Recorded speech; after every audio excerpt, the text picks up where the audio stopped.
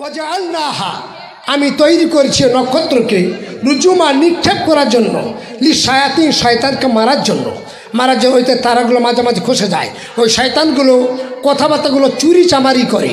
এই চুরি করার জন্য আমি আল্লাহ আসমান থেকে তারা খসিয়ে দিই দে ওদেরকে মারার জন্য। ওয়াতাদ না লাহুম আযাবা সাঈর, ওয়াতাদ না আমি আল্লাহ তৈরি করছি লাহুম তাদের জন্য আযাবা সাঈর প্রচলিত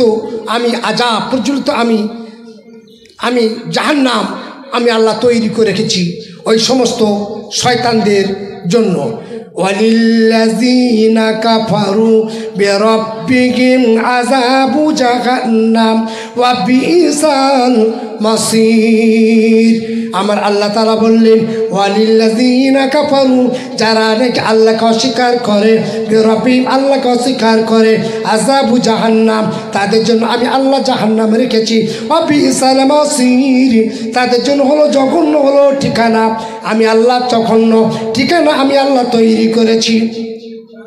যখন নাকি জাহান্নামবাসীদেরকে জাহান্নামে দেওয়া হয় জাহান্নামবাসীরা চিৎকার করে তারা কাঁদতে তারা থাকে, জাহান্নামবাসীরা পেরেশান হয়ে যায়। আমার আল্লাহ তাআলা বলেন ইয়া আইয়ুহাল্লাযীনা আমানুত্তাকুল্লাহা হাক্কা তুকাতিহি ওয়া লা তামুতুন্না ইল্লা ওয়া আনতুম মুসলিমুন। বলে আল্লাহু আকবার। ভাইজানেরা আল্লাহ তাআলা বলেন ইয়া আইয়ুহাল্লাযীনা আমানু হে ঈমানদারগণেরা বিশ্বাসীগণেরা ইত্তাকুল্লাহ আল্লাহকে তোমরা ভয় করো, আল্লাহকে তোমরা ভয় করো। কেমন ভয় করবে? হাক্কা তুকাতিহি ভয় করার মতো তোমরা ভয় করো, ভয় করার মতো তোমরা ভয় করো। হাক্কা তুকাতিহি ওয়া লা তামুতুন্না হে মুসলমানেরা ঈমানদারগণেরা মৃত্যুবরণ তোমরা করবে না ইল্লা ওয়া আনতুম মুসলিমুন যতক্ষণ না পর্যন্ত তোমরা মুসলমান না হও ততক্ষণ পর্যন্ত তোমরা মৃত্যুবরণ তোমরা করবে না। অতএব যখন মরবে কুকুর বিড়ালের মতো মৌত না যেন হয়, কলেমা তৈয়বা পড়তে পড়তে মৌত যেন হয়। আমিন। আপনি যে নামাজ পড়েন এই নামাজের মধ্যে পড়ছেন, নামাজের মানে জানুন, নামাজের মানে জানুন। নামাজ পড়েন তো? হ্যাঁ, নামাজে পড়ছেন আল্লাহু আকবার, আল্লাহ হলো মহান, আল্লাহু আকবার, আল্লাহ হলো মহান। এইবার যখন বলেছেন আল্লাহ মহান মানেটা বুঝে নিলেন, তোর শয়তান বলে আমি আর নামাজের ভিতরে প্রবেশ করতে পারলাম না। বান্দা আল্লাহ বড় বলে মেনে নিয়েছে, আল্লাহু আকবার মানেটা জানুন, আল্লাহ মহান বলে জেনে নিয়েছেন। এইবার বান্দার নামাজ আল্লাহু আকবার বলার পরে হাতটা কোথায় বেঁধেছে? কোথায় বেঁধেছে? কোথায় বাঁধে? নাভির নিচে। কোথায় বাঁধবে? নাভি আছে না, নাভি কাছে হাতটা বাঁধা তো কি পড়ে? সুবহানাকা সুবহানাকাল্লাহুম্মা ওয়া বিহামদিকা ওয়া তাবারাকা ইসমুকা ওয়া তাআলা জাদ্দুকা ওয়া লা ইলাহা গায়রুক। মানে জানেন? 5 কিলো আটা গম 5 কিলো মাংস নিয়ে এসেছি, গোস্ত কিনে নিয়ে এসেছি, দুদিনে বউ শেষ করে দিয়েছে, খবর নিচ্ছি। দুদিনে কী করে শেষ হলো খবর নিই না? 2000 টাকা দিয়েছি, 3 দিনে কী করে শেষ হলো? বাপের বাড়ি দিয়ে এসছিস না কেউ কাউকে হেলো হেলো করে তাকে দিয়ে এসছিস? তাকে দিয়েছিস, খবর নিই না? তারপরে কেউ মুসলমানের নামাজ পড়েন, এখানে হাতটা কেন বাঁধেন? তার খোঁজ নিতে হবে না? এ হুকুমটা কার? রসুল বলেছেন তো এখানে হাত বাঁধতে। তাহলে হাত বাঁধেন কি বলেন সেটা জানতে হবে নি? জানতে হবে না? আমার এই বইটা আমার নিজের লেখা, কোরআনের প্রত্যেক ওয়ার্ড বাই ওয়ার্ড মানে লেখা আছে। এই বইটায় ওই শব্দের মানে পাবেন, শব্দগত মানে। যেটা ভারতবর্ষে এই সর্বপ্রথম এই বই আমি লিখেছি, যে নামাজে প্রত্যেক ওয়ার্ড বাই ওয়ার্ড মানে লেখা। শুনুন আপনি কি পাবেন। হাত বাঁধছেন, হাত বাঁধছেন, হাত বাঁধে কি পড়ছেন? সুবহানাকা আল্লাহুম্মা, সুবহানাকা আল্লাহুম্মা। সুবহানাকা মানে তোমার পবিত্রতা বর্ণনা করছি। আল্লাহুম্মা হে আল্লাহ, সুবহানাল্লাহুম্মা ওয়া বিহামদিকা তোমার প্রশংসা করছি। ও তাবারাকা সুমকা তুমি হলো বরকতময়। ও তাআলা জাদ্দুকা তুমি অতি মহানের মহান। ওয়া লা ইলাহা গায়রুক তুমি ব্যতীত আর কেউ নাই। যেরকম সুবহানাল্লাহ। বান্দা যখন এই নামাজের মধ্যে এই মায়নাটা যখন নাকি জেনে নিবে, এই মায়নাটার দিকে যখন নাকি বান্দার মন চলে যাবে, শয়তান বলবে না না আমি ওই বান্দার নামাজের মধ্যে আর ধোঁকা দিতে পারবো না। ওই বান্দা আল্লাহকে বড় বলে মেনে নিয়েছে, লা ইলাহা গায়রুক আল্লাহ ছাড়া আর কেউ নেই। ওই বান্দা বুঝে নিয়েছে। শয়তান বলে আমি আর বান্দাকে আর ধোঁকা দিতে পারবো না। কথাটা সত্য না মিথ্যা বলুন? এইবার বান্দা নামাজের মধ্যে পড়েছে আলহামদুলিল্লাহ, সমস্ত প্রশংসা আল্লাহর। লিল্লাহ তাআলা আল্লাহ তাআলা সমস্ত প্রশংসা রব্বিল আলামিন, যিনি নাকি অকাল পরকালের যিনি নাকি প্রতিপালক, আর রহমানুর রহিম যিনি নাকি দয়ালু, মালিক ইয়াউমিদ্দিন যিনি বিচার দিনের বাদশা। ইয়্যাকা না'বুদু আল্লাহ তোমারই ইবাদত করি, ওয়া ইয়্যাকা নাস্তাঈন আল্লাহ তোমারই কাছে সাহায্য চাই। ইহদিনাস সিরাতাল মুস্তাকিম আল্লাহ সিধা পথ দেখাও, সোজা পথ তুমি দেখাও। সিরাতাল্লাযীনা আন'আমতা আলাইহিম আল্লাহ যে পথে নাকি তোমার নবী গিয়েছেন, যে পথে নাকি সাহাবা হুজুরা গিয়েছেন, পীর ওলি দরবেশরা গিয়েছেন, নেক মানুষরা গিয়েছেন, সেই পথের প্রতীক তুমি আমাদেরকে দেখাও। আন'আমতা আলাইহিম গায়রিল মাগযুবি আলাইহিম ওয়ালাদ-দাল্লিন আমিন। যে পথে নাকি হারুন কামান নমরুদ ফেরাউন আছে, ওই গজবের পথভ্রষ্ট রাস্তা তুমি আমাদেরকে দেখাবেন না। পথভ্রষ্ট রাস্তায় আমরা যেতে চাই না। সূরা ফাতিহার মানে আপনি যদি জেনে যদি নেন, আপনার নামাজের মধ্যে শয়তান এসে কোনোদিন দখল দিতে পারে না। এবার আপনি সূরার অসংখ্য একটা সূরা মিলিয়ে নিলেন। ওই সূরাটা মিলাবার পরে আপনি রুকুতে গেলেন, রুকুতে গিয়ে বলছেন সুবহানা রাব্বিয়াল আযীম। সুবহানাকা মানে তোমার পবিত্রতা বর্ণনা করছি, রব্বিয়া মানে আমার প্রভু, আযীম মানে তুমি হলো অতি দয়া অতি মহান। ওগো আল্লাহ তোমার মতো মহান, তোমার মতো প্রভু আর কেউ নেই। এই মানাটা যখন আপনি জেনে নিলেন, এইবার বলছেন সামি আল্লাহু লিমান হামিদা। হামিদা এই সামি আল্লাহ হামিদা বলে বলে কপালটা কালো করে ফেলেছেন, নাকটা চেপটে গিয়েছে, কিন্তু সামি আল্লাহ লিমান হামিদা মানে আজও পর্যন্ত জানতে পারলেন না। সামিয়া মানে শুনছেন, আল্লাহ মানে আল্লাহ, লেমান মানে ওই ব্যক্তির কথা, হামিদা মানে যে তার প্রশংসা করছে। শব্দগত মানে বললাম না? তাহলে আল্লাহ ওই ব্যক্তির কথা শুনছেন যে তার প্রশংসা করে। রব্বানা লাকাল হাম, রব্বানা মানে হে আমার প্রভু, লাকাল মানে তোমার জন্য, হামদা মানে তোমার প্রশংসা। ওগো দয়াময় আল্লাহ, তোমার প্রশংসা ছাড়া আমি আর পৃথিবীতে কারো প্রশংসা করি না। কারোর প্রশংসা করছি, কারোর প্রশংসা আর করি না। আমার নবী রুকু থেকে সিধা হয়ে দাঁড়িয়ে একটা দোয়া পড়তেন, হামদান কাসীরান তাইয়্যিবান মুবারাকান ফীহি। আমার নবী পড়তেন রব্বানা লাকাল হাম, হে আল্লাহ তোমারই প্রশংসা করছি, রব্বানা লাকাল হাম হামদান প্রশংসা করছি, কাসীরান অনেক প্রশংসা করছি, তাইয়্যিবান তুমি অনেক পবিত্র, অনেক তুমি পবিত্র, মুবারাকান তুমি বরকতময় বরকতময়। আল্লাহ নবী এই দোয়াটা রুকু থেকে উঠিয়ে দাঁড়িয়ে পড়তেন। ওরে ভাই জানেরা, এই বইটার মধ্যে প্রত্যেক ওয়ার্ড বাই ওয়ার্ড আপনি মানে এই বইটার মধ্যে পাবেন। আলিফ থেকে ইয়া পর্যন্ত লেখা আছে। আলিফ বলে আলিফেতে আল্লাহ যে গো, মিমেতে রাসূল আল্লাহ, আলিফ ছাড়া যায় না চেনা, কে নবী কে আল্লাহ। আলিফ আরো বলে এক আল্লাহ, মানো সবাই তার সমতুল্য আর কেহ নাই। বা বলে বান্দেগি করো, একাছে আল্লাহর সর্বমুখ শুধু পূর্ণ হবে নামাজে তোমার। তা বলে তেজারতি করো মালের দ্বারা ভাই, খবরদার ওজনেতে কম দিও নাই, ওজনেতে কম দিলে ব্যবসা চলে নাই। তা আরো বলে তেজারতি করো সত্য পথে, মরণের পথ দেখা হবে নবীজির সাথে। সা বলে সাবত করো হাদিস আর কোরআন, নামাজ রোজা করতে হবে আছে তাতে প্রমাণ। জিম বলে যিনি ইনসান সৃষ্টি করেছেন রহিম রহমান, ইবাদত বন্দেগি করি কাদের সুবহান। হা বলে হায়াত তোমার যতদিন রবে, সর্বসময় নামাজ রোজায় লিপ্ত থাকিবে। খা বলে খয়রাত করো আল্লাহর রাখেতে, ডান হাতে করিলে দান বাম হাত না পারে জানিতে। বলছেন আলিফ থেকে আ পর্যন্ত প্রত্যেক অক্ষরে আপনি মানে পাবেন, এবং প্রত্যেক ওয়ার্ড বাই ওয়ার্ড শব্দগত মানে পাবেন।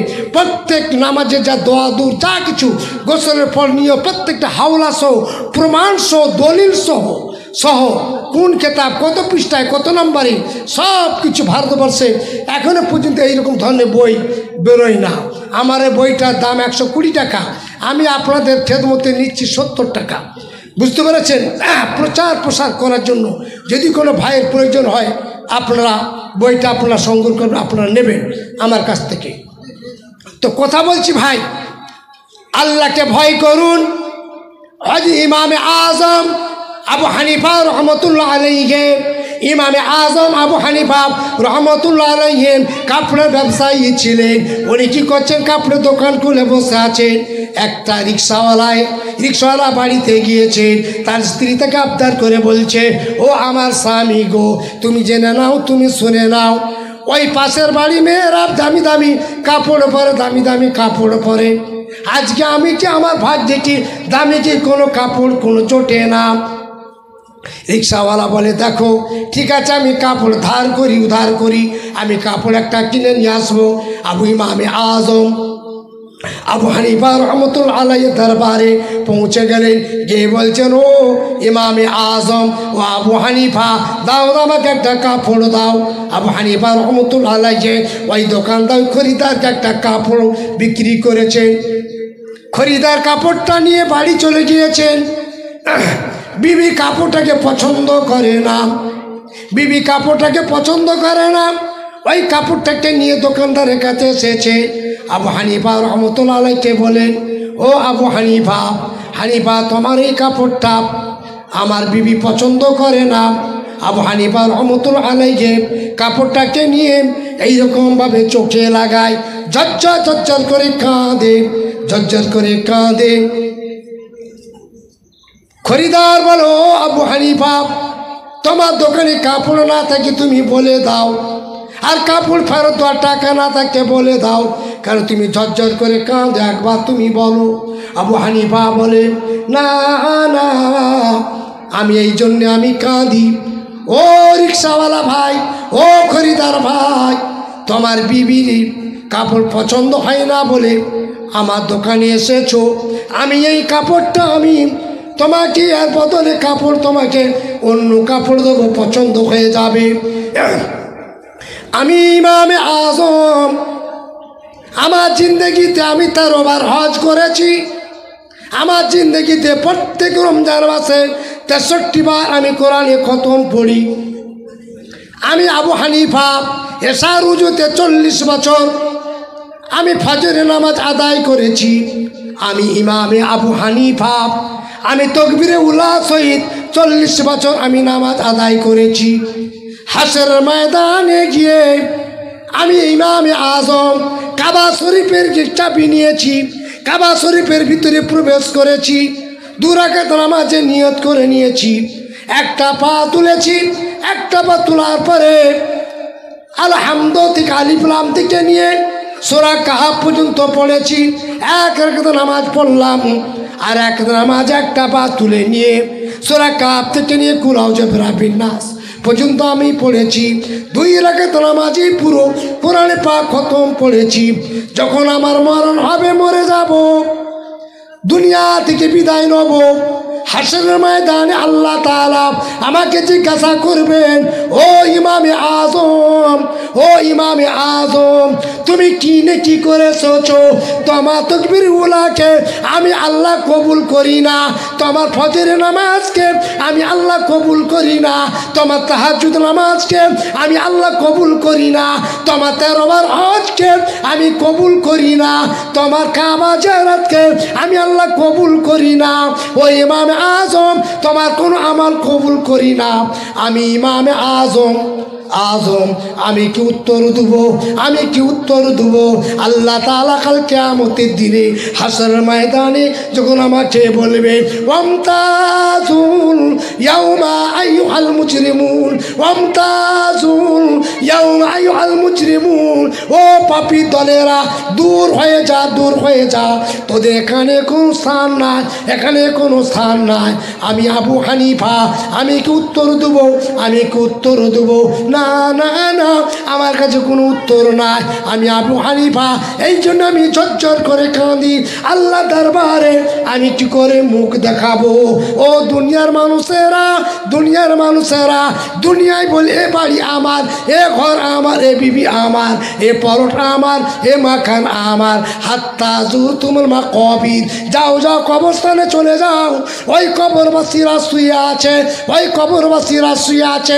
সকলেই বলেছিল বিল্ডিং আমার, এই বালাখানা আমার, এ ঘর আমার, এ মাকান আমার, সব কিছু ছেড়ে দিয়ে একা নিস্তব্ধ হয়ে কবরে শুয়ে আছে।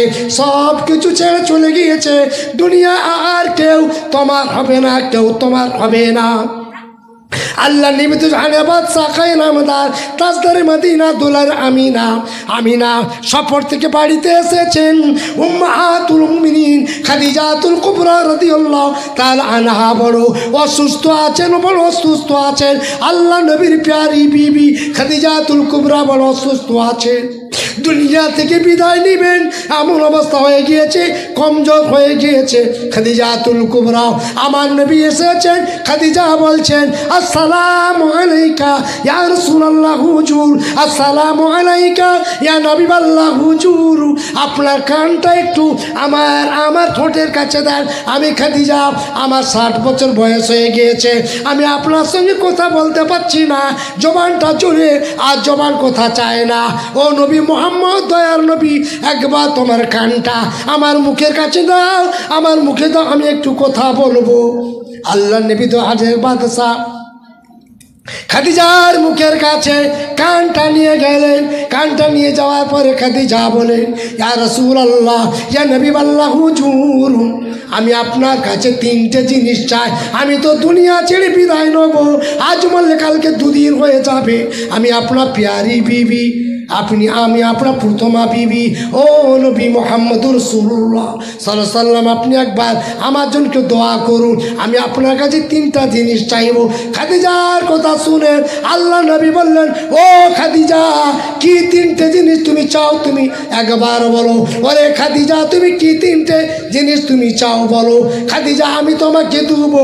খাদিজা বলে না না না, আমার মন চায় আপনি আমাকে 3টে জিনিস দেবেন না, আমার মন বলছে না। ও 3টে জিনিস কি বলবো? জি বলবো। ও 3টে জিনিস কি? খাদিজাতুল কুবরা বলতেন ইয়া রাসূলুল্লাহ, আমি যখন দুনিয়া ছেড়ে বিদায় নেব তখন দুনিয়ার কাপড়ের দ্বারা আমার কাফন দিবেন না, দুনিয়ার কাপড়ের দ্বারা আমার কাফনটা দিবেন না। ইয়া রাসূলুল্লাহ, ইয়া নবীবাল্লাহ হুজুর, আমি যখন দুনিয়া ছেড়ে বিদায় নেব, যে চাদরটা আপনার গায়ে আছে, যে চাদর গায়ে দিয়ে আপনি নামাজ পড়েন, যে চাদর শরীরে পরে কাবা শরীফকে তওয়াফ করে, যে চাদরটা পরে গায়ের হীরা পাহাড়ের মধ্যে বসে থাকে।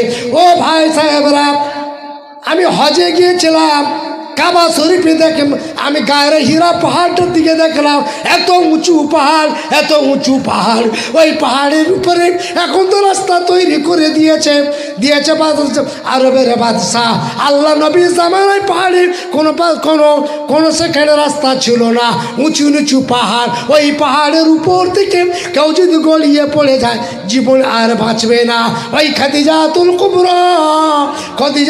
কুবরা রাদিয়াল্লাহু তাআলা আনহা আল্লাহ নবীর জন্য খাবার নিয়ে ওই গায়ের হীরা পাহাড়ে যেতেন। গাড়িরা পাহাড় থেকে যখন নেটি নিচে আসতেন চরচর করে কাঁপতেন। হায়রে দয়ার নবী, এই গাড়িরা পাহাড় আল্লাহ আল্লাহ করে। আল্লাহ নবী বলেন, খাদিজা তুমি আমার জন্য এত কষ্ট করেছো, আমি নবী মোহাম্মদ পৃথিবীর কোনো মানুষ আমার কলেমা লা ইলাহা ইল্লাল্লাহকে কেউ মেনে নেয় না। ওরে খাদিজা, ওই সময় পৃথিবীর মধ্যে সর্বপ্রথমে খাদিজাতুল কুবরা কলেমা তৈয়বা পড়েছিল। ও খাদিজা, খাদিজা রে তুমি কলেমা তৈয়বা প্রথমে তুমি পড়ে নিয়েছ। ওরে খাদিজা তুমি যা বলবে তোমার প্রত্যেক কথাটা আমি মেনে নেব। খাদিজা বলে, ইয়া রাসূলুল্লাহ আমি যখন দুনিয়া ছেড়ে বিদায় নেব আপনার গায়ে চাদর দিয়ে আমার কাফনটাকে তৈরি করে দিবেন, তাইলে আমার কবরে আযাব হবে না, আমার কবরে আযাব হবে না। আমার নবী বলেন, খাদিজা রে আমি তোমার সঙ্গে ওয়াদা করলাম তুমি যখন নাকি মরে যাবে দুনিয়ার কোনো কাফন দিয়ে তোমার কাপড় দেবো না, আমার এই পবিত্র চাদর দিয়ে, পুরানো চাদর দিয়ে, ছেঁড়া চাদর দিয়ে তোমার আমি কাফনটাকে তৈরি করে দেবো। জোরে বলুন সুবহানাল্লাহ। খাদিজাতুল কুবরা রাদিয়াল্লাহু তাআলা আনহা ঝরঝর করে কাঁদেন আর বলেন, ইয়া রাসূলুল্লাহ দুনিয়ার মানুষ যখন নাকি মানুষটা মাটি দেওয়ার পরে কবর ছেড়ে চলে যায়, আপনি আমার কবর ছেড়ে যাবেন না। ইয়া রাসূলুল্লাহ আমাকে আপনি নিজে কবরে দাফন করে দিবেন। খাদিজা যখন ইন্তেকাল করেন তখন কোনো জানাজা নামাজের হুকুম হয় না।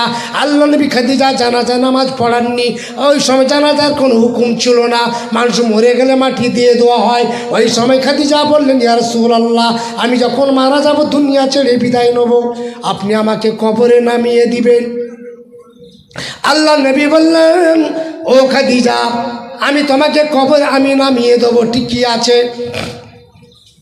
আমার কথাটা আপনারা শুনছেন তো? এইখানে বসে আছেন, এখানে বসে আছেন তো নাকি? ও ভাই বসে আছেন তো? বান্দর দেখেছেন? বান্দর দেখেননি? দেখেছেন? ও ভাই এই নদীতে কি থাকে গো? কুমির। কুমির দেখেছেন? দেখেননি? দেখেছেন? কোথায় দেখেছেন? চিড়িয়াখানা দেখেছেন? আচ্ছা চিড়িয়াখানা দেখেছেন। এখন কুমির আর বান্দর, বান্দর কুমির কি করেছে, ও নদী চরে চরে ঘুরছে খাবার জন্য, খাবার খুঁজছে, নদী চরে চরে ঘুরছে। আর বান্দর বেটা খুব চালাক, ও বান্দর কি করেছে, নদীর ধারে একটা জাম গাছ আছে, একটা কালো জামের গাছ, কালো জাম এখন নুয়ে আছে। আর বান্দর কি করেছে, লাফ দিয়ে জাম গাছে উঠেছে। আর বান্দর কি করেছে, ওই কালো কালো জামগুলো খাচ্ছে আর জিভগুলো লাল টক টক টক টক টক টক করছে। আর কুমির এখন চরে চরে ঘুরছে, নদী ধারে ধারে ঘুরছে।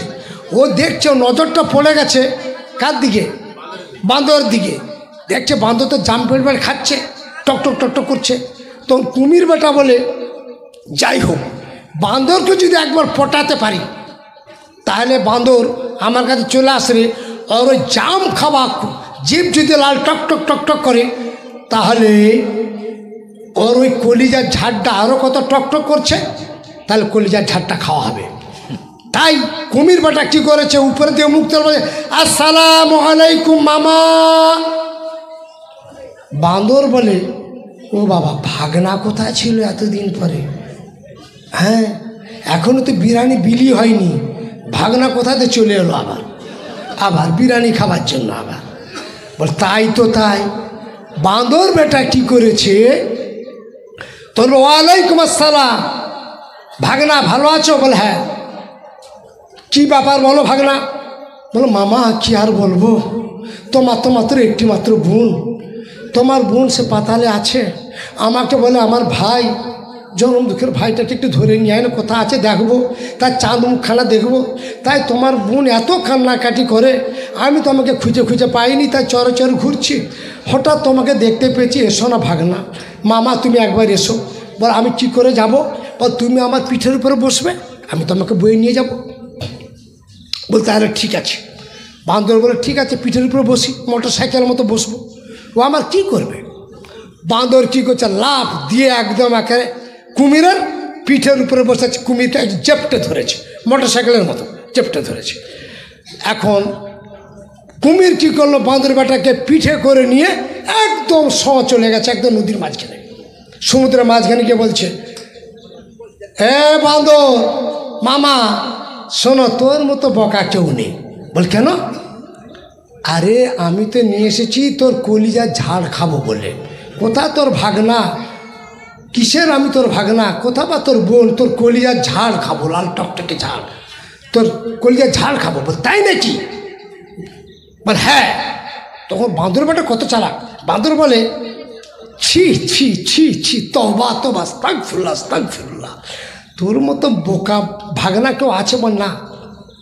বলে আরে আমি তো যখন তোর পিঠে যখন লাফ দিয়ে বসি ভাগনা, আমি তো কলিজার ঝাড়টা আম গাছের সে জাম গাছে রেখে দিয়ে এসছি, জাম গাছে রেখে দিয়ে এসছি, বললে তো আমি ঝাড়টা নিয়ে আসতাম। বল সত্যি মামা? বলে আল্লাহর কসম খেয়ে বলছি ভাগনা, তোর এই যে বড় বড় দাঁত, দাঁতের ভিতরে হাত গলিয়ে বলছি আমি আল্লাহর কসম করে বলছি, কলিজার ঝাড় সেই জাম গাছে রেখে দিয়ে এসছি আমি। বল তাহলে কী হবে? বল সেইখানে নিয়ে চলো, সেখানে নিয়ে গেলে আবার ঝাড় আমি নিয়ে আসবো। বলো আচ্ছা ঠিক আছে। কুমির বেটা বোকা, তাই কী করল, আবার স্ট্যান্ডটা ঘুরিয়ে জাম গাছের গলায় নিয়ে এসেছে। যা নিয়ে এসেছে তখন বাঁদর বেটা কী করেছে, কুমির থেকে লাফ দিয়ে কোথাও উঠেছে, জাম গাছে উঠে গেছে। উঠে গিয়ে বলে লবডঙ্গলে দেখাচ্ছি, ওরে ভাগনা তোর মতো বোকা কেউ আছে।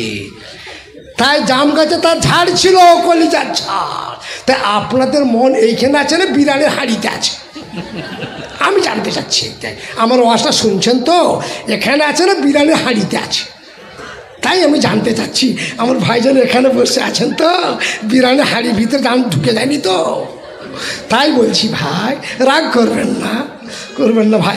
তাই ভাইজানেরা, খাদিজাতুল কুবরা উম্মাহাতুল মুমিনিন রাদিয়াল্লাহু তাআলা আনহা আল্লাহ নবীকে বললেন, ইয়া রাসূলুল্লাহ, ইয়া নবীবাল্লাহ, হুজুর হুজুর আপনি একটা আমার কথা শুনুন, দুনিয়ার মানুষেরা কবর ছেড়ে চলে যায়, কবর ছেড়ে চলে যায়, আপনি আমার কবরটাকে আপনি ছেড়ে যাবেন না, আপনি আমার কবরটাকে ছেড়ে যাবেন না।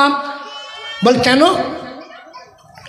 খাদিজাতুল কুবরা বলেন, ইয়া রাসূলুল্লাহ, ইয়া নবীবাল্লাহ হুজুর, ইয়া হাবিবাল্লাহ হুজুর, হুজুর মুনকার নাকির এসে যখন বলবে মান্না বোকা মেন্দিনোকা মান্নবিয়োকা, আমি তখন কি উত্তর দেবো?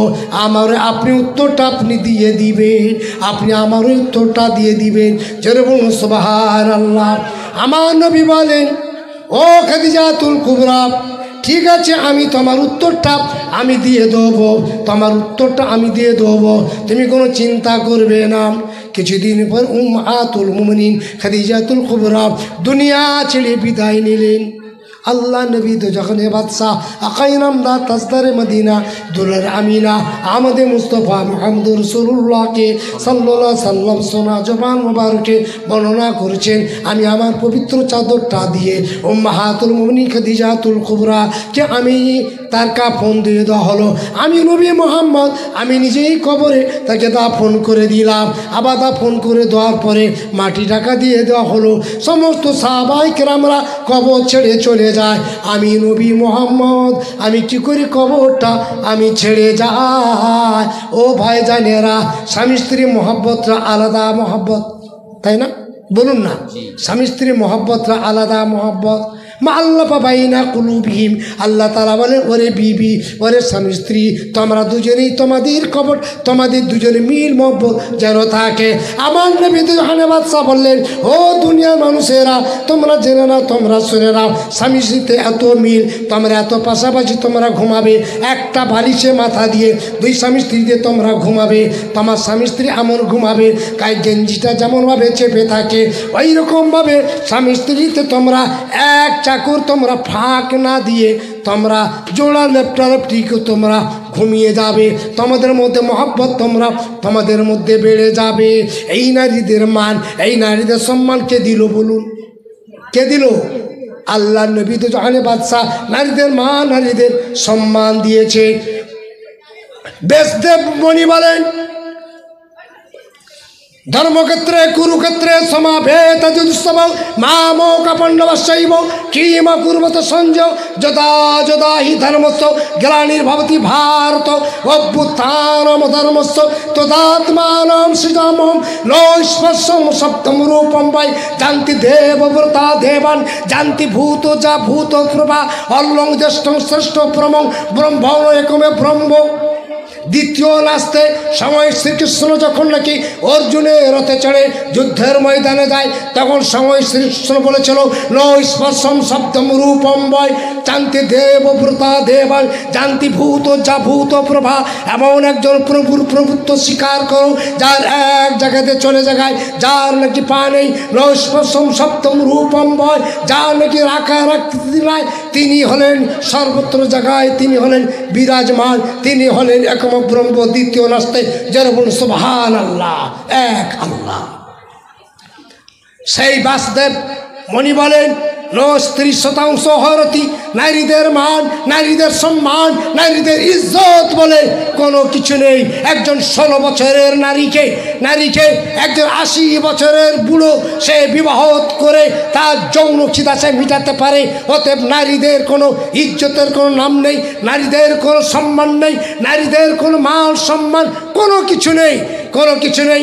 যার কারণে নারীদের যখন হিন্দু ধর্মের মধ্যে আছে নারী যখন কি স্বামী মরে যায় সেই নারী জুতো পরতে পারবে না, ভালো কাপড় চোপড় পরতে পারবে না, ছেলের বিয়েতে যোগদান করতে পারবে না। স্বামী যদি মরে যায় সেই স্বামীর চিতাতে ওই নারীকে তাকে চিতার আগুনে তাকে পুড়িয়ে তাকে মারতে তাকে হবে। অতএব নারীদের মান সম্মান কোনো কিছু নেই। হযরত মুহাম্মদ রাসূলুল্লাহ সাল্লাল্লাহু আলাইহি ওয়াসাল্লাম বলেন না, নারীদের মান নারীদের সম্মান নারীদের ইজ্জত আমি নবী মুহাম্মদ তোমাদেরকে দান করলাম। একটা নারী যদি মা যদি তার বাচ্চাকে যদি 1 ফোঁটা যদি দুধ পান করায় 1 ফোঁটা দুধের বিনিময়ে 10টা নেকি পায়। সেই মা 2.5 থেকে 3 বছর দুগ্ধ পান করায় আমার জনম দুঃখিনী মা কত নেকি পান। জোরে বলুন সুবহানাল্লাহ। জনম দুঃখিনী মা সে যদি ঘরের সংসারে স্বামীর যত কাজ কাম করে সেই কাজের বিনিময়ে তার মাকে উমরা হজের সওয়াব তাকে দান করা হয়। সেই মা সাদকা করার মতো সে নেকি পায়। সেই মা যে মার ইসলাম ধর্মের মধ্যে আছে যে নারীর স্বামী মরে যায় সেই নারী দ্বিতীয় বিবাহ করতে পারে। যে নারীর স্বামী মরে যায় সেই নারী জুতো পায়ে দিতে পারে। যে নারীর স্বামী মরে যায় সে ভালো কাপড় চোপড় পরতে পারে। যে নারীর স্বামী মরে যায় তার ছেলের বিবাহতে সে যোগদান দিতে পারে। যে নারীর স্বামী মরে যায় সে নারী তার স্বামী জমি জায়গা ঘর বাড়ি অট্টালিকা উত্তরাধিকার হতে পারে। এটা এ সমাজ এ সম্পর্কে আমার নবী মুহাম্মদ রাসূলুল্লাহ সাল্লাল্লাহু আলাইহি ওয়াসাল্লাম নারীদের মান নারীদের সম্মান নারীদের ইজ্জত আল্লাহ তাআলা তৈরি করে দিয়েছে। অতএব সেই মা কি করলো?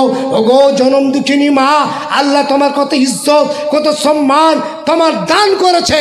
সেই মা কি করলো? এই মার গর্ভ থেকে হযরত মুহাম্মদ রাসূলুল্লাহ জন্মগ্রহণ করেছে। এই মার গর্ভ থেকে আব্দুল কাদের জিলানী জন্মগ্রহণ করেছেন, আবু বকর সিদ্দিক রাদিয়াল্লাহু তাআলা আনহু জন্মগ্রহণ করেছেন। ওগো জনম দুঃখিনী মা, তুমি কত সুন্দর, আল্লাহ তাআলা কত সুন্দর তোমার সম্মান দান করেছে। তোমার গর্ভ থেকে খাজা গরিবে নওয়াজ মঈনুদ্দিন চিশতি রহমতুল্লাহ আলাইহি জন্মগ্রহণ করেছে।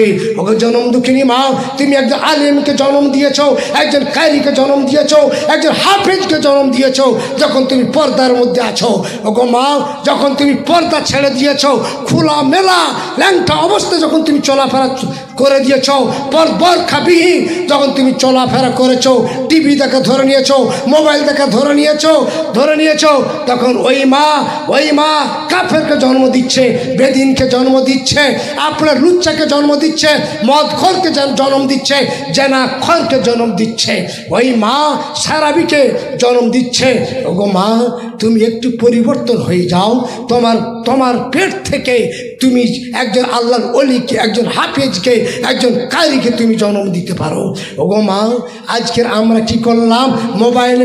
মোবাইলে পর্দা লাগিয়ে দিয়েছি, টিভিতে পর্দা লাগিয়ে দিয়েছি, জানালায় পর্দা লাগিয়ে দিয়েছি, ঘরে পর্দা লাগিয়ে দিয়েছি, বালিশে পর্দা লাগিয়ে দিয়েছি, কম্বলে পর্দা লাগিয়ে দিয়েছি, লেপে পর্দা লাগিয়ে দিয়েছি। ওগো মা, তুমি মুখ খোলা হয়ে তুমি বেপর্দা হয়ে চলছো। ওগো মা, তুমি নিজেই তোমার ইজ্জতকে তুমি নষ্ট করেছো, তোমার সম্মান তুমি নিজেই নষ্ট করেছো। ওগো মা, তুমি নিজে একবার পরিবর্তন হয়ে যাও। আল্লাহ নবী বললেন, আদ-দাইয়ুস লা ইয়াদখুলুল জান্নাতা। জান্নাত, ওগো দাইয়ুস, তুমি যত হাজি হও, যত গাজী হও, যত নামাজি হও, যত তাহাজ্জুদ পড়ো, তোমার বিবি, তোমার ছেলে, তো তোমার মেয়ে, যুবতী মেয়ে আর তোমার বিবি যদি বেপর্দায় যদি থাকে, কিন্তু তুমি হবে জাহান্নামী, তুমি হবে জাহান্নামী, তুমি হবে জাহান্নামী। এ কথা কে বলল? নবী মুহাম্মদ রাসূলুল্লাহ বলছে, আদ-দাইয়ুস লা ইয়াদখুলুল জান্নাহ। দাইয়ুস কোনোদিন জান্নাতে কোনোদিন যেতে পারবে না। আপনার ছেলেকে কোরআন পড়ান, আপনার ছেলেকে কোরআন তফসির পড়ান, আপনার ছেলেকে এই কেতাব পড়ান। প্রত্যেক কোরআনের আয়াতের মানে আছে, যার ওয়ার্ড বাই ওয়ার্ড মানে আমি আপনাদেরকে শোনালাম, এর মানেগুলো আছে, নামাজের মানেগুলো আছে, সব মানেগুলো আছে। আপনি তাদেরকে শিখান, তাদেরকে পড়ান। কোরআনে বিশুদ্ধভাবে কোরআন তেলাওয়াত করার পদ্ধতি এই কেতাবটার মধ্যে লেখা আছে। যে কেতাবটা আমি আপনাদেরকে দেখাচ্ছি লিখিত আমার কেতাব। এই কেতাবটা আপনারা কিনুন, আপনারা পড়ুন, শুনুন। আপনার আব্বাজান দুনিয়া ছেড়ে বিদায় নিয়েছেন। এখন কি হবে? ছেলেটাকে মাদ্রাসায় পড়ানো না, মক্তবে পড়ানো না, ওই ছেলেকে স্কুল কলেজে পড়িয়েছে। ওই বাপের মৃত্যুর সময় গলায় ঘর ঘর করছে, তখন বলছে ইমাম সাহেবকে ডাকো। বল ইমাম সাহেব তো বাড়িতে না, ইমাম সাহেব মসজিদের বাড়িতে গিয়েছে, ছুটিতে গিয়েছে। তাহলে কি হবে? ওর ছেলেটাকে ডাকো। ছেলেকে ডাকলো, ছেলেকে ডেকে বলছে তোর বাপের গলায় কফ জমে গেছে, কিছু পড়। ওই ছেলেটি কোরআন জানে না, নামাজ জানে না, কিছু জানে না, হাত পা ধুয়েছে, মাথায় টিপি দিয়ে বাপের পাশে বসে, মাথার কাছে বসে বসে পড়ছে। সিএ টিকেট মানে বিড়াল, আরে রেট মানে ইঁদুর, কাউ মানে গরু বলে পড়তে লাগলো। আল্লাহ বলে, ওরে আজরাইল, যাও, আর গলাটা ভালো করে চেপে দাও। গলা থেকে পুরো উটের মতো ফেনাটা যেন বের হয়ে যায়। ঠিক পড়েছে? আমার নবী বলেন,